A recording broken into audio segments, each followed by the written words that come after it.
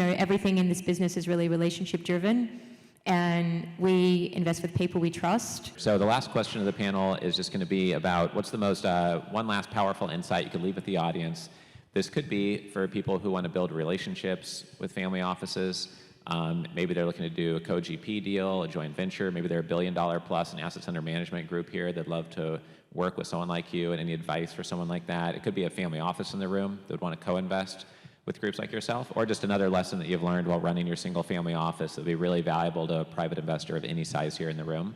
And we will start with you, Jeff, and then work our way down the way towards Candace here on any last comments you'd like to make. So I think from a family office perspective, not enough families take advantage of what I think are the three greatest advantages that a family office has.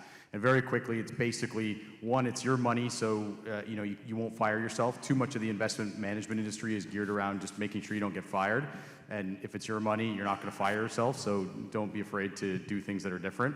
Two is a long-term time horizon, and too many families get focused on monthly returns. If you have a properly built investment process and you're truly focused on, everyone says they're focused on their grandchildren's grandchildren, so then stop looking at monthly returns. It doesn't matter.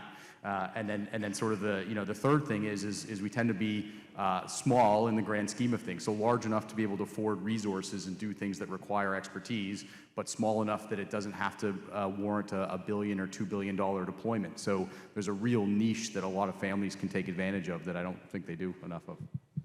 Great, appreciate that, thank you. I would stress the importance of keeping things simple when you can. Sometimes deals can be structured in a very complex way, and your attorneys and your accountants are not necessarily aligned with trying to keep things simple.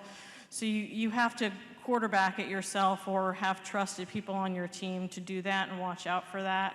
And that can be an eye-opener after an unfortunate experience that I'm hoping people in this room who have not already had one will avoid.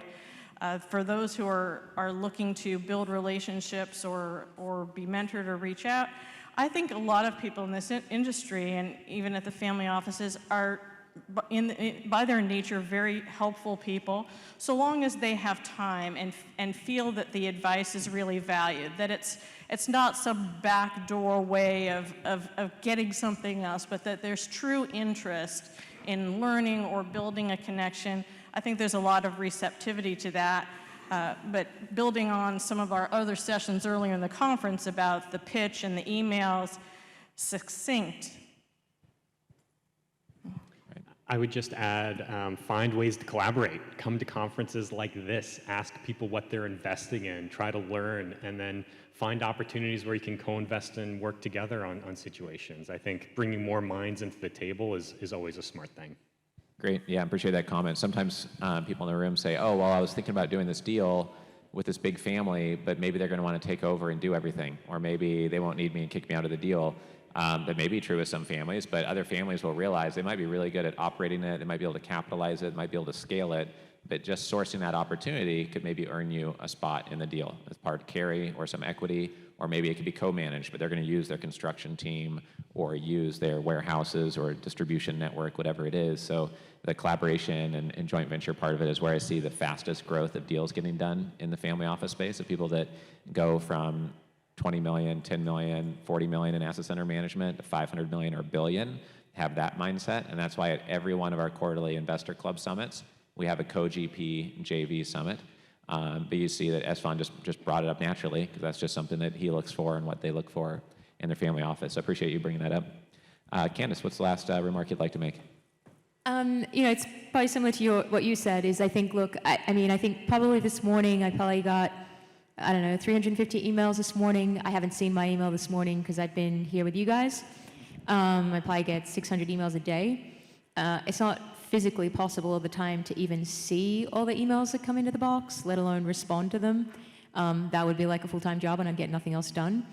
So I'd say one of the most important things is really relationships.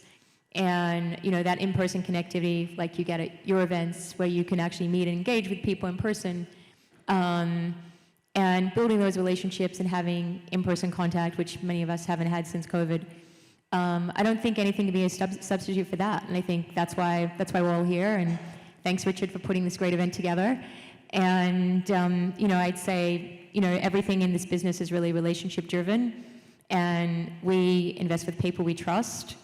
And it takes time to get to know people and get to trust them and build that relationship. And I'd say the key to life is building those great relationships and enjoying the people you work with and then making money together.